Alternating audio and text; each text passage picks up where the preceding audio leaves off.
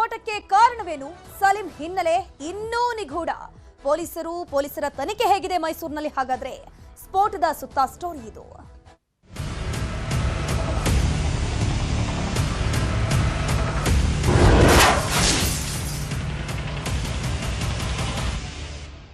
ಮೈಸೂರಿನಲ್ಲಿ helium cylinder ಸ್ಫೋಟ ಪ್ರಕರಣಕ್ಕೆ ಸಂಬಂಧಪಟ್ಟಂತೆ ಅರಮನೆ ಮುಂದಿನ ಸಿಸಿಟಿವಿಯಲ್ಲಿ ದೃಶ್ಯ ಸೆರೆಯಾಗಿಲ್ಲ.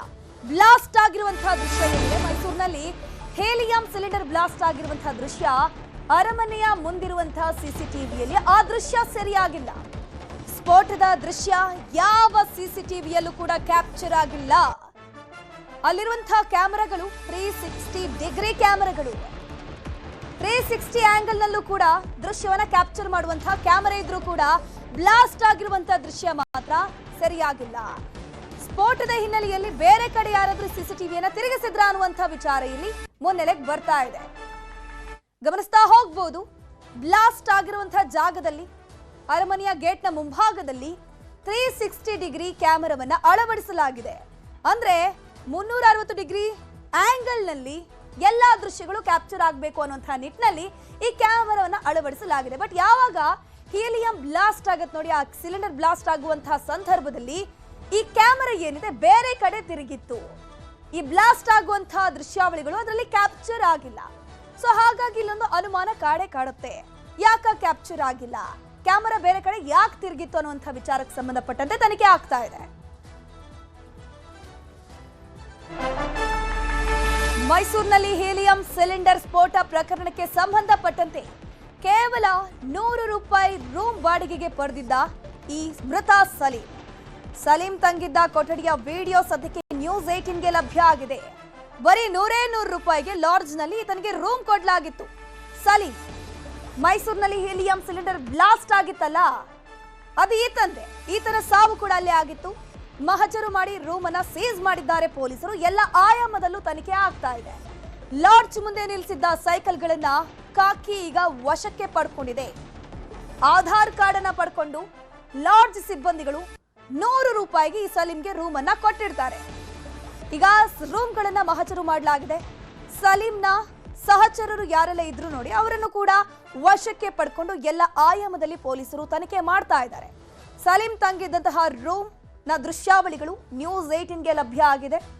ಸದ್ಯಕ್ಕೆ ಅವರ ಬಳಿ ಇದ್ದಂತಹ ಸೈಕಲ್ಗಳನ್ನು ಕೂಡ ಪೊಲೀಸರು ಸೀಸ್ ಮಾಡ್ಕೊಂಡಿದ್ದಾರೆ. ಯಾಕಾಗಿ ಬ್ಲಾಸ್ಟ್ ಆಯ್ತು ಅನ್ನೋದ್ರ ಬಗ್ಗೆ ನಿಖರ ಮಾಹಿತಿ ಸಿಗಬೇಕು. ತನಿಖೆ ಆದ್ಮೇಲೆ ಅದು ಗೊತ್ತಾಗುತ್ತೆ. ಇಂಟೆನ್ಷನಲಿ ಏನಾದ್ರೂ ಬ್ಲಾಸ್ಟ್ ಆಯ್ತಾ ಅಥವಾ ಆಕಸ್ಮಿಕವಾಗಿ ಬ್ಲಾಸ್ಟ್ ಆಯ್ತಾ ಅನ್ನೋದ್ರ ಬಗ್ಗೆ ತನಿಖೆ ಆಗಲಿದೆ. ಈಗಾಗಲೇ ಮೃತ ಸಲೀಂನ ಸಹಚರರು ಏನಿದ್ದಾರೆ, ಒಟ್ಟು ಅವರೊಂದು ಟೀಮೇ ಬಂದಿರುತ್ತೆ. ಸೊ ಈ ಸಂದರ್ಭದಲ್ಲಿ ಅವರ ಸಹಚರರನ್ನ ವಶಕ್ಕೆ ಪಡ್ಕೊಂಡು ಅವ್ರ ಬಳಿ ಕೂಡ ಒಂದಷ್ಟು ಪ್ರಶ್ನೆಗಳನ್ನು ಮಾಡುವಂತಹ ಕೆಲಸವನ್ನ ಪೊಲೀಸರು ಮಾಡ್ತಾ ಇದ್ದಾರೆ. ಎಲ್ಲ ಆಯಾಮದಲ್ಲೂ ತನಿಖೆ ಆಗ್ತಾ ಇದೆ. ಈಗ ಮೈಸೂರಿನಲ್ಲಿ ಹೀಲಿಯಂ ಸಿಲಿಂಡರ್ ಸ್ಫೋಟ ಪ್ರಕರಣಕ್ಕೆ ಸಂಬಂಧಪಟ್ಟಂತೆ ಮೃತ ಸಲೀಂ ಸಂಬಂಧಿಕರನ್ನ ಪೊಲೀಸರು ವಿಚಾರಣೆ ನಡೆಸಿದ್ದಾರೆ. ಅವ್ರ ಬಳಿ ಒಂದಷ್ಟು ಮಾಹಿತಿಯನ್ನ ಕಲೆ ಹಾಕಿದ್ದಾರೆ. ಬಲೂನ್ ಮಾರುವುದೇ ಈ ಮೃತ ಸಲೀಂನ ಕೆಲಸ ಅಂತ ಆತನ ಸಂಬಂಧಿಕರು ಹೇಳಿದ್ದಾರೆ. ಆತನ ಕಾಯಕನೇ ಈ ಬಲೂನ್ ಮಾರುವಂಥದ್ದು. ನಾವು ಹೆಚ್ಚೆಚ್ಚು ಜನ ಸೇರುವ ಕಡೆ ಬಲೂನ್ ಅನ್ನ ಮಾರ್ತೀವಿ, ಹೀಲಿಯಂ ಬಲೂನ್ ಅನ್ನೇ ಮಾರ್ತೀವಿ. ದಸರಾ ಮತ್ತು ವರ್ಷಾಂತ್ಯದ ವೇಳೆ ಮೈಸೂರಿಗೆ ನಾವು ಬರ್ತೀವಿ. ಕ್ರಿಸ್ಮಸ್ ಹಬ್ಬ ಇದೆ, ನ್ಯೂ ಇಯರ್ ಇದೆ, ಈ ಸಂದರ್ಭದಲ್ಲಿ ಜನ ಜಾಸ್ತಿ ಬರ್ತಾರೆ. ಹಾಗಾಗಿ ನಾವು ಮೈಸೂರಿಗೆ ಬಲೂನ್ ಮಾರೋಕೆ ಅಂತ ಬಂದಿದ್ವಿ ಅಂತ ಮೃತ ಸಲೀಂನ ಸಂಬಂಧಿಕರು ಹೇಳ್ತಿದ್ದಾರೆ. ಒಬ್ಬೊಬ್ರು ಒಂದೊಂದ್ ಕಡೆ ಬಲೂನ್ ಮಾರಾಟ ಮಾಡ್ತೀವಿ. ಘಟನೆ ನಡೆದ ದಿನ ಫಿಲೋಮಿನಾ ಚರ್ಚ್ ಬಳಿ ನಾವು ಬಲೂನ್ ಅನ್ನ ಮಾರ್ತಾ ಇದ್ವಿ. ಮೊನ್ನೆ ಸಂಜೆ ಸಲೀಂ ಅರಮನೆ ಬಳಿ ಬಲೂನ್ ಅನ್ನ ಮಾರ್ತಾ ಇದ್ದ. ಪೊಲೀಸರ ಮುಂದೆ ಸಲೀಂ ಸಂಬಂಧಿಕರು ಮಾತನಾಡಿದ್ದಾರೆ. ನಾವೆಲ್ಲ ಒಂದು ಟೀಮ್ ಹಾಕೊಂಡು ಬರ್ತೀವಿ, ಇಲ್ಲಿ ದಸರಾಗ್ ಬರ್ತೀವಿ, ನ್ಯೂ ಇಯರ್ಗೆ ಬರ್ತೀವಿ, ಕ್ರಿಸ್ಮಸ್ ಸಂದರ್ಭದಲ್ಲಿ ಬರ್ತೀವಿ. ನಾವು ಎಲ್ಲರೂ ಕೂಡ ಒಂದೇ ಜಾಗದಲ್ಲಿ ಇರೋದಿಲ್ಲ. ನಾವು ಡಿವೈಡ್ ಆಗಿ ಬೇರೆ ಬೇರೆ ಜಾಗಕ್ಕೆ ಹೋಗಿ ಬಲೂನ್ ಮಾರಾಟ ಮಾಡ್ತೀವಿ. ಫಿಲೋಮಿನಾ ಚರ್ಚ್ ಬಳಿ ನಾವೆಲ್ಲರೂ ಇದ್ವಿ. ಆ ಸಂದರ್ಭದಲ್ಲಿ ಸಲೀಂ ಅರಮನೆ ಮುಂಭಾಗದಲ್ಲಿ ಬಂದು ಈ ಒಂದು ಬಲೂನ್ ಮಾರಾಟ ಮಾಡ್ತಿದ್ದ ಅಂತ ಸಲೀಂ ಸಂಬಂಧಿಕರು ಮಾಹಿತಿಯನ್ನು ಕೊಟ್ಟಿದ್ದಾರೆ.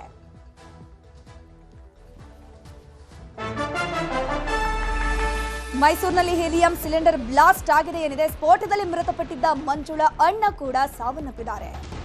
ನಿನ್ನೆ ಅಷ್ಟೇ ಗಂಭೀರವಾಗಿ ಗಾಯಗೊಂಡಿದ್ದು ಆಸ್ಪತ್ರೆಗೆ ದಾಖಲಾಗಿದ್ದ ಮಂಜುಳಾ ಸಾವನ್ನಪ್ಪಿದ್ರು. ಸದ್ಯಕ್ಕೆ ತಂಗಿಯ ಸಾವಿನ ಸುದ್ದಿ ಕೇಳಿ ಅಣ್ಣ ಪರಮೇಶ್ವರ್ ಸಾವನ್ನಪ್ಪಿದ್ದಾರೆ.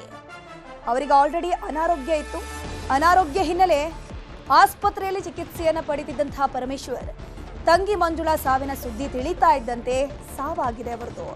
ತಂಗಿಯ ಅಂತ್ಯ ಸಂಸ್ಕಾರ ಆಗ್ತಿದ್ದಂತೆ ಪರಮೇಶ್ವರ್ ಮೃತಪಟ್ಟಿದ್ದಾರೆ ಹೃದಯಾಘಾತವಾಗಿ.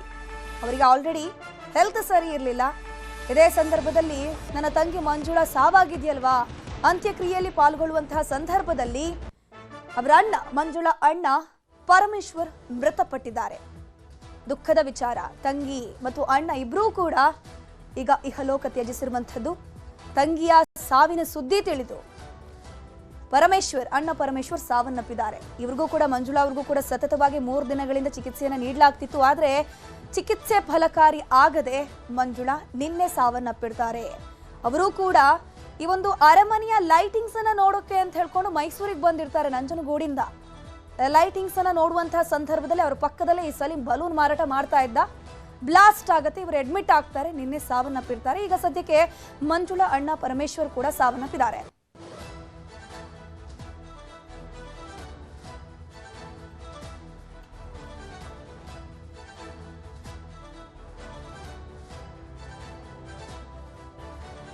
ಇದ್ರ ಬಗ್ಗೆ ಹೆಚ್ಚಿನ ಡೀಟೇಲ್ಸ್ ನೀಡ್ತಾರೆ ನಮ್ಮ ಪ್ರತಿನಿಧಿ ಆನಂದ್. ಲೈವ್ ನಲ್ಲಿ ಜಾಯ್ನ್ ಆಗಿದ್ದಾರೆ. ಆನಂದ್, ಸದ್ಯಕ್ಕೆ ಈ ಒಂದು ಬ್ಲಾಸ್ಟ್ ಏನಿದೆ ಇಂಟೆನ್ಷನಲಿ ಆಗಿರುವಂತದ ಅಥವಾ ಆಕಸ್ಮಿಕನ?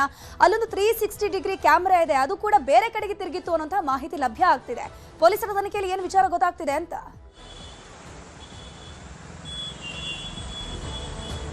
ಧನುಶ್ರೀ, ಏನು ಮೈಸೂರಿನ ಅರಮನೆ ಮುಂಭಾಗ ಮೊನ್ನೆ ಆದಂತಹ ಹೀಲಿಯಂ ಗ್ಯಾಸ್ ಸಿಲಿಂಡರ್ ಸ್ಫೋಟಕ್ಕೆ ಸಂಬಂಧಿಸಿದಂತೆ ಅರಮನೆಯ ಮುಂಭಾಗ ಭದ್ರತಾ ಲೋಪ ಆಗಿದೆ ಅನ್ನುವಂತಹ ಮಾಹಿತಿಯು ಸಹ ಸಿಗ್ತಾ ಇರುವಂಥದ್ದು. ಯಾಕಂತ ಹೇಳಿದ್ರೆ ಸುಮಾರು ಲಕ್ಷಾಂತರ ಮಂದಿ ಓಡಾಡುವಂತಹ ಜಾಗದಲ್ಲಿ ಕೇವಲ ಒಂದೇ ಒಂದು CC ಕ್ಯಾಮ್ರಾವನ್ನು ಹಾಕಲಾಗಿರುವಂಥದ್ದು. ಅದು ಕೂಡ 360 ಡಿಗ್ರಿಯಲ್ಲಿ ರೊಟೇಟ್ ಆಗುವಂತಹ ಕ್ಯಾಮ್ರಾ. ಅಲ್ಲದೆ ಆ ಒಂದು ಕ್ಯಾಮ್ರಾ ಸ್ಫೋಟಗೊಂಡಂತಹ ಸಂದರ್ಭದಲ್ಲೂ ಕೂಡ ಬೇರೆ ಕಡೆ ಅಂದರೆ ಮುಖವನ್ನು ಮಾಡಿರುವಂಥದ್ದು. ಆ ವಿಜುವಲ್ನ ಸಹ ಕ್ಯಾಪ್ಚರ್ ಮಾಡಿಲ್ಲ. ಈ ಹಿನ್ನೆಲೆಯಲ್ಲಿ ಎಲ್ಲೋ ಒಂದು ಕಡೆ CCTV ಹಾಕೋದ್ರಲ್ಲೂ ಕೂಡ ಪೊಲೀಸರು ಅಥವಾ ಅರಮನೆ ಆಡಳಿತ ಮಂಡಳಿ ಎಡವಿದ್ರ ಅನ್ನುವಂಥ ಪ್ರಶ್ನೆಯೂ ಸಹ ಕಾಡ್ತಾ ಇರುವಂಥದ್ದು. ಯಾಕೆಂತ ಹೇಳಿದ್ರೆ ಸಾಮಾನ್ಯವಾಗಿ CCTV ಕ್ಯಾಮ್ರಾಗಳನ್ನ ಹಾಕೋದೇ ಭದ್ರತೆಗೋಸ್ಕರ. ಅರಮನೆ ಮುಂಭಾಗ ಅದು ಕೂಡ ಲಕ್ಷಾಂತರ ಮಂದಿ ಓಡಾಡುವಂಥ ಜಾಗದಲ್ಲಿ ಕೇವಲ ಒಂದೇ ಒಂದು CCTV ಹಾಕಿರುವುದು ಎಷ್ಟು ಸರಿ ಅನ್ನುವಂಥ ಪ್ರಶ್ನೆ ಈಗ ಮೂಡಿರುವಂಥದ್ದು. ಇದರ ಜೊತೆಗೆ ಏನು ಸ್ಫೋಟಗೊಂಡಂತಹ ಸಂದರ್ಭದಲ್ಲಿ ಅರಮನೆಯ ಲೈಟಿಂಗ್ ಅನ್ನು ನೋಡಲು ಬಂದಿದ್ದಂತಹ ನಂಜನಗೂಡು ಚಾಮಲಾಪುರದ ನಿವಾಸಿ ಮಂಜುಳಾ ಏನಿದ್ದಾರೆ, ಅವರು ಚಿಕಿತ್ಸೆ ಫಲಕಾರಿಯಾಗದೆ ನಿನ್ನೆ ನಿಧನ ಹೊಂದಿದ್ರು. ಆ ನಿಧನ ಹೊಂದಿದ ಸುದ್ದಿಯನ್ನು ತಿಳಿದುಕೊಂಡ ನಂತರ ಅಂದರೆ ಕಳೆದ 1 ತಿಂಗಳಿಂದಲೂ ಕೂಡ ಅವರ ಅಣ್ಣ ಪರಮೇಶ್ವರ್ ಹಾಸಿಗೆಯನ್ನು ಹಿಡಿದಿದ್ದಂಥವರು ಇಂದು ಬೆಳಿಗ್ಗೆ ಹಠಾತ್ ನಿಧನಗೊಂಡಿರುವಂಥದ್ದು ಸಹ ಒಂದೇ ಕುಟುಂಬದ ಇಬ್ಬರು ಸಹ ಈಗ ನಿಧಾನವಾಗಿರುವಂಥದ್ದು ಒಂದು ಕಡೆ. ಧನುಶ್ರೀ, ಅದ್ರ ಜೊತೆಗೆ ಈಗ ಗಮನಿಸ್ತಾ ಹೋಗ್ಬಹುದು, ನೀವು ಈಗಾಗಲೇ ಹೇಳಿದಾಗ ಲಕ್ಷಾಂತರ ಜನರು ಬರುವಂತಹ ಜಾಗ, ಅದು ಬಹಳ ದೊಡ್ಡದಿರುವಂತಹ ವಿಶಾಲ ಪ್ರದೇಶ. ಅಲ್ಲಿ ಬರೀ ಒಂದೇ ಕ್ಯಾಮ್ರಾ ಇರೋದಾ ಆನಂದ್? 360 ಡಿಗ್ರಿ ಕ್ಯಾಮ್ರಾ ಒಂದೇ ಇರೋದಾ? ಧನುಶ್ರೀ, ಏನು ಅರಮನೆಯ ಒಳಭಾಗದಲ್ಲಿ ಅನೇಕ ಕ್ಯಾಮ್ರಾಗಳಿದೆ. ಆದರೆ ಅರಮನೆಯ ಹೊರಭಾಗ ಜಯಮಾರ್ತಾಂಡ ಹಾಗೂ ವಸ್ತು ಪ್ರದರ್ಶನ ಆವರಣ ಏನಿದೆ, ದೊಡ್ಡಕೆರೆ ಮೈದಾನ ಏನಿದೆ, ಈ ಭಾಗದಲ್ಲಿ ಹಾಕಿರುವಂಥದ್ದು ಕೇವಲ ಒಂದೇ ಒಂದು ಕ್ಯಾಮ್ರಾ. ಅದು ಕೂಡ 360 ಡಿಗ್ರಿ. ಅದು ಎಲ್ಲ ಸಮಯದಲ್ಲೂ ಒಂದೇ ಕಡೆ ಫೋಕಸ್ ಮಾಡೋದಿಲ್ಲ, 360 ಆಂಗಲ್ ಟರ್ನ್ ಆಗ್ತಾ ಇರುತ್ತೆ.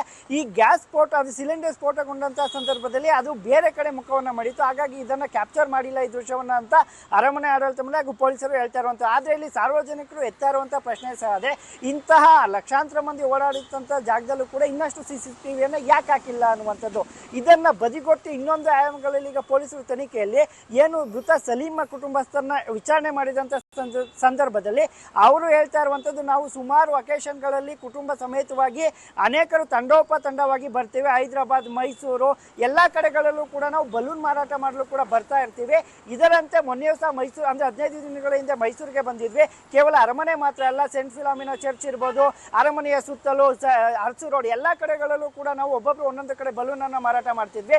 ಸಲೀಂ ಮಾತ್ರ ಅರಮನೆಯ ಹೊರಹ ಗೇಟ್ನಿಂದ ಜಯಮಾರ್ತಾಂಡ ಗೇಟ್ ಬಳಿ ಬಲೂನ್ ಮಾಡ್ತೀನಿ ಅಂತೇಳಿ ಹೋದಂಥ ಸಂದರ್ಭದಲ್ಲಿ ಈ ಸ್ಫೋಟ ಆಗಿರುವಂಥದ್ದು. ಇದು ಆಕಸ್ಮಿಕ ಅಂತ ಪೊಲೀಸರ ಮುಂದೆ ಸ್ಟೇಟ್ಮೆಂಟ್ ಅನ್ನು ಕೊಟ್ಟಿರುವಂಥದ್ದು. ಧನುಶ್ರೀ, ಥ್ಯಾಂಕ್ ಯು ಆನಂದ್ ತಮ್ಮೆಲ್ಲ ಮಾಹಿತಿಗಾಗಿ.